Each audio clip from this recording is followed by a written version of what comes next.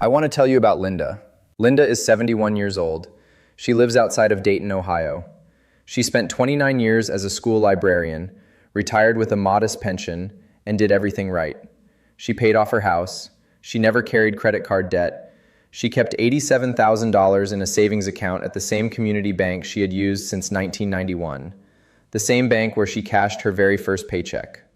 Linda was not careless. Linda was not naive. Linda was cautious. And that is exactly why what happened to her in January of this year hit so hard. Linda's grandson was getting married in April. She wanted to give him and his new wife $18,000 as a wedding gift, money she had saved for exactly that kind of moment. She walked into her branch on a Wednesday morning, asked for a cashier's check, and handed over the withdrawal slip. The teller looked at the screen, looked back at Linda, and said, "Can you hold on just one moment?" Linda waited in a plastic chair by the new accounts desk for 22 minutes. Then a manager came out and escorted her into a private office like she was being questioned for something. The manager asked her who the check was going to, why she needed that amount, whether anyone had contacted her about sending money, whether she had met anyone new online. Linda told me she felt like a criminal sitting in that chair. She had done nothing wrong. She had money in her account. She wanted to write a check. And still, the bank held the transaction for 48 hours for what they called a compliance review. But here's the part Linda did not know, and your bank will never tell you. 3 weeks after that check finally cleared, Linda received a letter. The bank had filed a suspicious activity report on her withdrawal with the Financial Crimes Enforcement Network. That report now sits in a federal database. It will be cross-referenced against every financial transaction Linda makes for the next 5 years. She did nothing illegal. She gave her grandson a wedding gift, and she is now in a federal surveillance database because of it. This could happen to you by Friday. Not because you are doing anything wrong, because you have too much money sitting in the wrong kind of account. And the rules that govern this system, rules that target ordinary American retirees every single day, have quietly tightened in the last 24 months in ways that most financial advisors are not even tracking. My name is Arthur Vance. I spent 19 years working inside the tax compliance world, and I built this channel specifically to give retirees the insider information that banks, the IRS, and the Social Security Administration have zero incentive to share with you. Today, I'm going to walk you through the 7 invisible traps sitting inside the banking system in 2026. The ones that flag your account, freeze your money, and in the worst cases, generate federal reports on transactions that are 100% legal. Stay through all 7, because trap number 4 is where most retirees unknowingly hand the government a paper trail that follows them for years. And I will get there in about 6 minutes. Let's start with the rule everyone has heard of and almost no one understands correctly, the $10,000 threshold. Under the Bank Secrecy Act, any cash transaction, deposit, withdrawal, or transfer exceeding $10,000 in a single business day triggers an automatic currency transaction report, filed directly with the Financial Crimes Enforcement Network. The report includes your full legal name, social security number, date of birth, home address, and the exact time of the transaction down to the minute. It is filed within 15 days. You will never see a copy. Your bank is legally prohibited from telling you it was filed. That report enters a database shared by FinCEN, the IRS Criminal Investigation Division, the DEA, and roughly 400 other federal, state, and local agencies.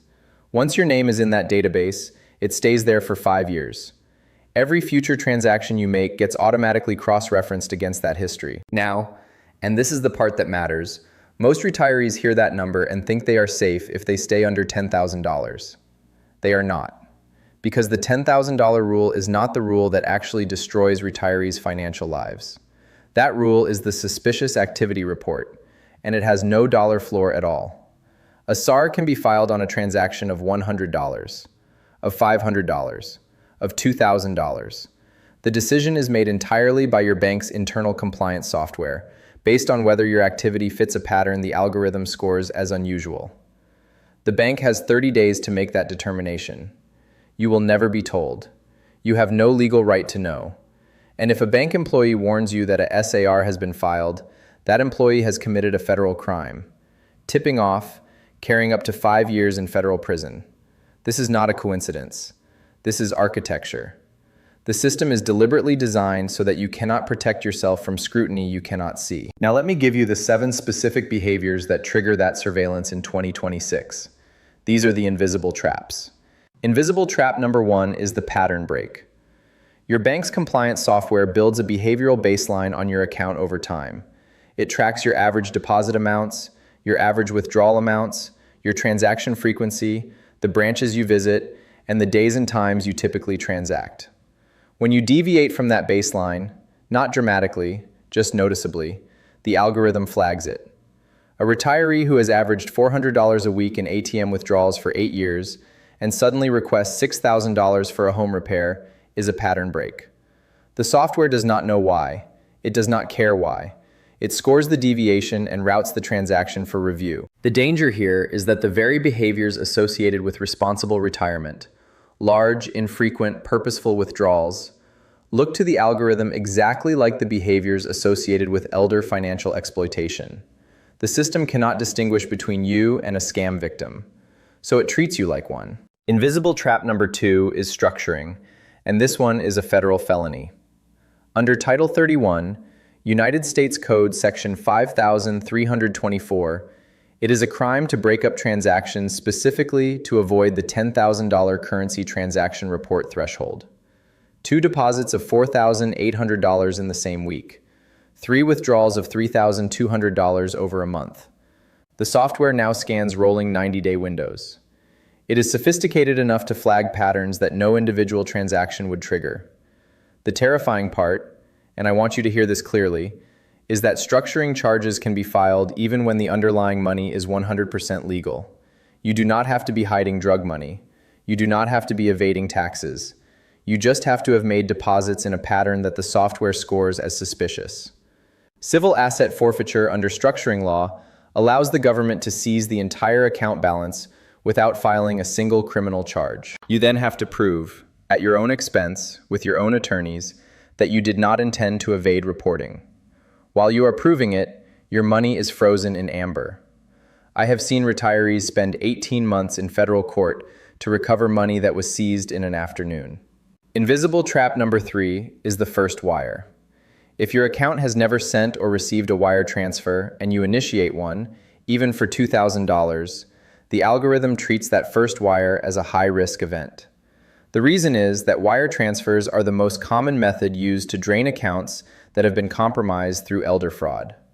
Your bank's software cannot distinguish between you wiring money to a legitimate contractor and a scammer wiring your money out of an account they have taken over. So the first wire from any account that has never used that function is automatically flagged. The amount is almost irrelevant. The novelty is what triggers the review. Now, before I get to trap number 4, which is the one that has slammed shut the finances of more retirees than any other, I want to ask you something. Drop a number in the comments right now. 1 through 7. Which of these traps surprised you the most so far? I read every single comment personally because your answers tell me exactly what to cover in the next video. Go ahead and drop that number. I'll be watching. Invisible trap number 4 is income source mismatch. And this is the one that catches retirees completely off guard. Your bank knows your income profile. They know you receive Social Security deposits, perhaps a pension, perhaps required minimum distributions from a retirement account starting at age 73. When a large deposit arrives from a source that does not match that profile, a life insurance payout, an inheritance, proceeds from selling a vehicle, a lump sum pension rollover, the software flags it as an anomaly, even if the money is entirely legitimate, even if it is money you have been expecting for years. A $34,000 required minimum distribution landing in your primary checking account, filed on Form 1099-R and reported to the IRS, can still trigger a SAR at your local bank if the bank's compliance team does not already know to expect it. The fix for required minimum distributions is to have them deposited directly into a high-yield savings account or brokerage account rather than your primary checking. For pension lump sums, the deposit should go directly to a brokerage account, not a retail bank. Brokerage accounts are designed to handle large transactions and do not run the same retail compliance algorithms that flag your neighborhood bank account. For survivor benefits, life insurance, Social Security lump sums, inherited retirement accounts. The surviving spouse should have a separate account open at a different institution before any of those deposits land. The deposit goes to the new account. The primary checking account stays undisturbed. The bank cannot ask questions about a transaction that did not happen there. Invisible trap number 5 is the round number signature. Compliance software is specifically trained to look for round numbers just below the $10,000 threshold. A withdrawal of exactly $9,000. A deposit of exactly $7,500. A wire transfer of exactly $8,000. These amounts are the textbook signature of someone attempting to stay under the currency transaction report trigger. The algorithm does not need you to intend evasion. The pattern itself is the flag. The brutal irony here is that trying to be careful, deliberately keeping your transactions below a threshold you know exists, is precisely what the software is designed to detect. The compliance officer reviewing your account does not need to believe you did anything wrong. The algorithm just needs to score your pattern above a certain threshold. Freeze first, report, apologize never. That is the incentive structure banks operate under in 2026. Invisible trap number 6 is third-party deposits. If your adult child walks into your branch and deposits cash into your account, even a modest amount, even as a birthday gift, the bank logs it as a third-party deposit. Third-party cash deposits above a few $1,000s are reviewed almost every time. The same heightened scrutiny applies to deposits made at branches that are not your home branch, deposits made through night drop boxes, and deposits timed just before or just after the bank's posted closing hours. Any deviation from the pattern of how you normally move money gets scored. The algorithm is not assessing intent, it is assessing deviation. And for retirees who receive occasional financial help from family or who deposit cash proceeds from small sales, these triggers fire constantly. Invisible trap number 7 is geographic and industry association. Your bank's compliance software maintains a list of zip codes, area codes, countries, and merchant categories that automatically receive elevated scrutiny. You do not have to be operating in a high-risk industry. You do not have to be sending money to a sanctioned country. If a transaction involves a counterparty who happens to share an address, zip code, or phone prefix with a flagged category, that association alone can trigger a review. A retiree wiring money to a contractor whose business address is on a block flagged for prior fraud activity will see that wire reviewed, even if the contractor is legitimate, even if the work is complete, even if the invoice is in hand.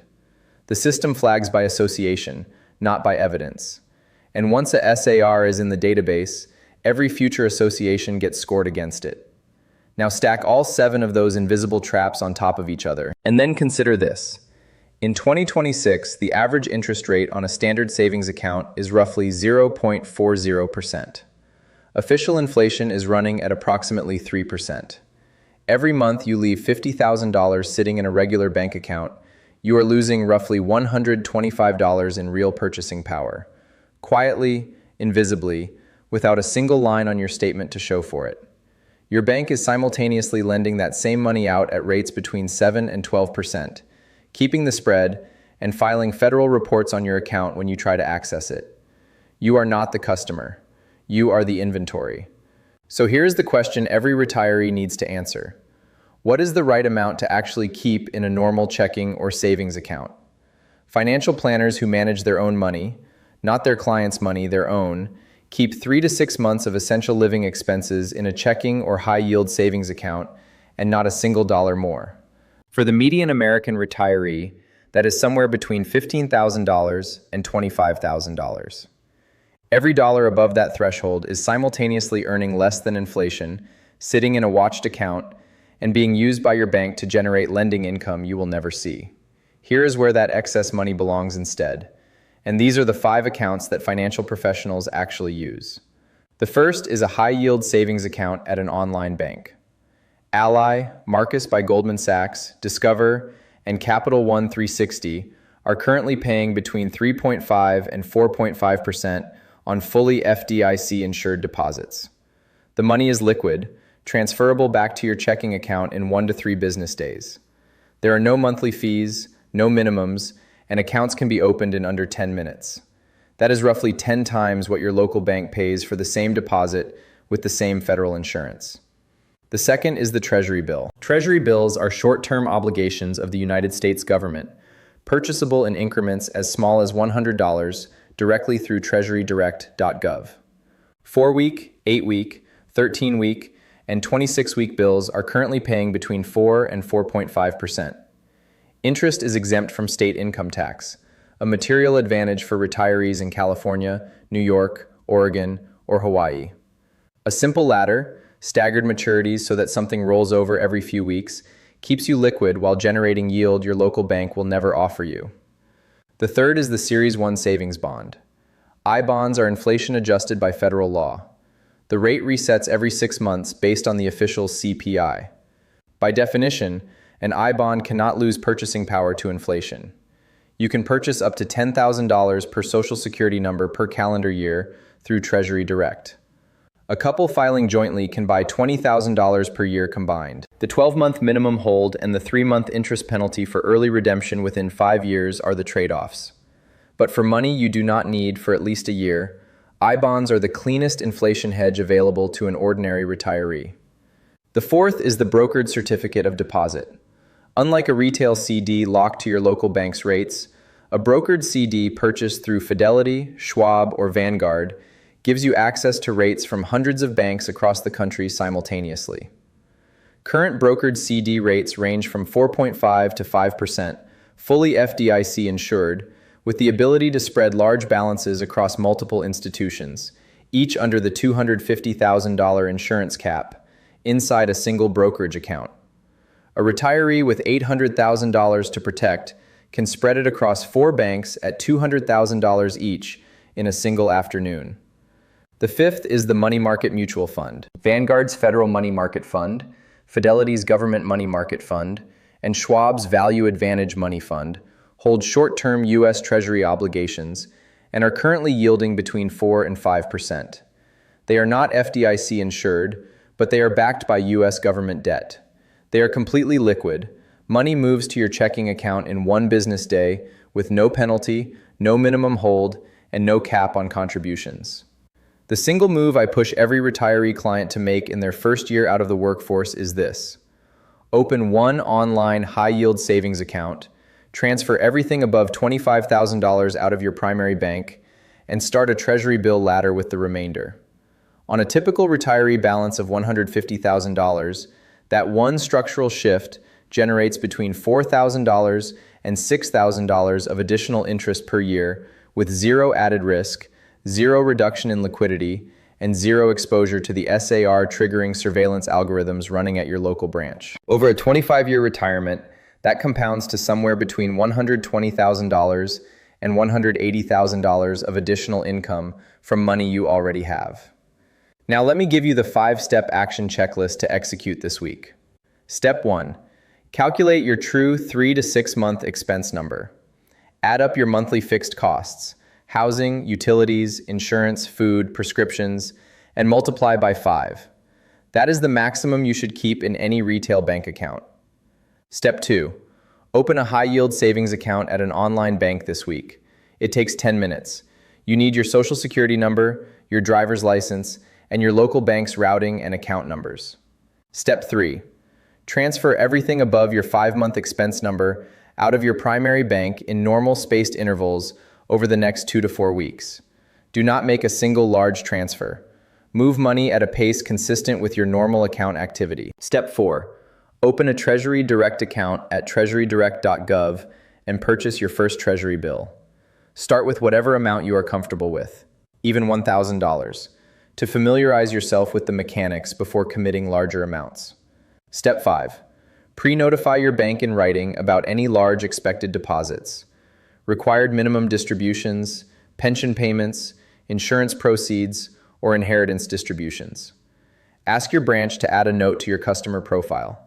That documented expectation is often enough to prevent a SAR from being filed when the deposit lands. Robert eventually made all 5 of those moves. He kept $10,000 in his original checking account, moved $20,000 into an online high-yield savings account, and built a Treasury bill ladder with the rest. The next time he helped his daughter with a major expense, the transfer happened in one afternoon. No manager interview, no 48-hour hold, no federal report. He told me later that the biggest surprise was how simple it was. The accounts were easier to open than the one he had held for decades. The interest started the same day, and the peace of mind, in his words, was the thing nobody warned him about. Once the money was out of the watched account, it stopped being watched. That is the entire game. If you are over 60 and you have more than $25,000 sitting in a single checking or savings account right now, this video was made for you. Share it with one person you love before you close this tab. That one conversation might save them thousands of dollars and a federal report they will never even know exists. I'm Arthur Vance. I will see you in the next one.